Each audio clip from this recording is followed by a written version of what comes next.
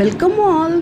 இன்றைக்கி வந்து நம்ம பார்க்க போகிறது வந்து நம்மளோட ஹேர் க்ரோத்துக்கும் ஃபேஸ் வந்து ஷைனிங்காக இருக்கிறதுக்கும் ஒரு பவுடர். ஓகேங்களா, பயோட்டின் பவுடர் எப்படி ரெடி பண்ணுறது அப்படின்றத பார்க்கலாம். இதுக்கு வந்து பாதாம், பிஸ்தா, முந்திரி, வால்நட் எடுத்துக்கோங்க. கூடவே வந்து pumpkin seed, cucumber seed, sunflower seed and watermelon seeds எடுத்துக்கோங்க.